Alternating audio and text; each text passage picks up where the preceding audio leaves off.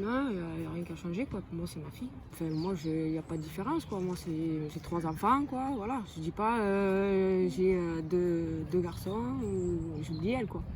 Quand je parle de mes enfants, je parle en général des 3. Toi, tu vivais la chose à la place où t'étais, quoi. Ah, moi, je la vivais super bien. Ouais. Du moment que c'est pas moi qui prenais les piqûres. Mais non, ouais, après, oui, j'ai beaucoup soutenu. J'étais fière déjà d'en avoir un petit bout encore. Et déjà à la base, c'est moi qui en avais eu envie. Parce qu'elle n'était pas maman déjà. Et voilà quoi, ça s'est fait tout seul quoi. Je l'ai accompagnée, je l'ai rassurée aussi, parce qu'elle en avait besoin. Et voilà, ça s'est fait. Après on a suivi le parcours parce que bon, on en avait besoin aussi parce qu'on ne savait pas comment ça se passait. Et ça nous a bien aidé aussi, par rapport à internet, tout ça. On a été à un premier rendez-vous. Et il a fallu donner pour une ordonnance qui était. On ne devait pas la prendre en Espagne en fait, l'ordonnance, on devait la prendre juste en France. Et on a donné 100 € pour cette ordonnance, pour avoir les piqûres, tout ça là. Et du coup, après, oui, j'ai payé 800 € en pharmacie pour avoir les piqûres, les médicaments, tout ce qu'il fallait pour ovuler. Et ensuite, les échographies, tout ça, bon, après ça s'était remboursé quand même, les échographies et tout, et pour le suivi de l'ovulation. Et ensuite, on est reparti à un deuxième rendez-vous justement pour l'insémination. Mais bon, il fallait attendre qu'elle ovule bien, que ce soit bien suivi. Donc on faisait passer tout ce qu'on avait ici en France qui regarde en Espagne là-bas.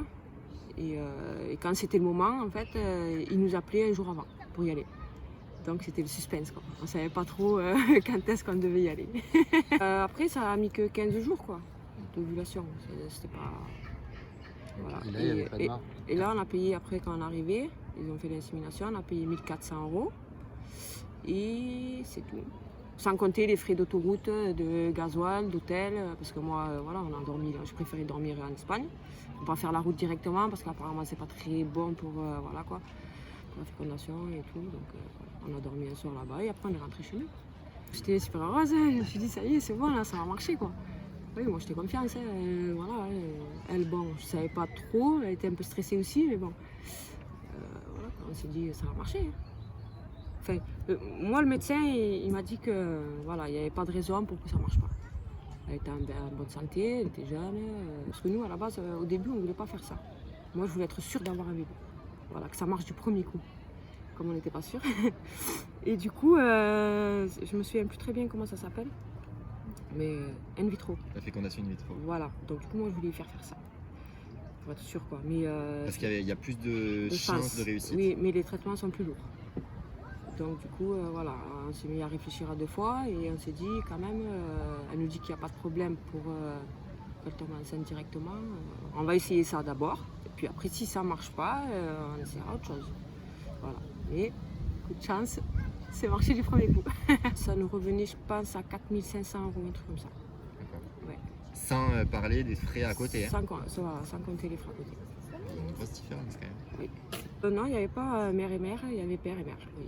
Donc du coup, on m'a demandé qui j'étais à la mairie. Et je lui ai dit qui j'étais. Et j'ai été notée comme quoi que c'est moi qui l'ai bien déclaré à la mairie, tout ça quoi. Mais après, la mère s'est restée, elle, pas moi, sur la déclaration. Oui, après, c'est très important, c'est vrai que c'est important d'avoir des droits quand même sur un enfant, parce que s'il arrive malheur à ma femme, quoi, voilà quoi. Donc du coup, après, on ne sait pas trop comment ça va se passer, quoi. Et je sais que voilà, j'ai une famille adorable et qui ne m'empêcheront pas de prendre ma fille. Mais sinon, oui, après, pour le coup, je trouve pas trop l'intérêt de l'adoption, du mariage, des trucs comme ça, quoi. Nous, on n'a pas besoin de ça. On vit très bien comme ça, parce qu'il y en a qui se marient, qui adoptent, et puis après se séparent, ils font plus attention aux enfants. Moi, je sais que voilà, je ne suis pas mariée, j'ai pas adopté ma fille, mais je sais que voilà, ma fille, moi, jamais j'abandonnerai. Ça reste ma fille. En colère, non. Je n'étais pas en colère, parce que bon, je le savais déjà. Donc du coup, voilà quoi. Mais c'est décevant quand même. C'est frustrant.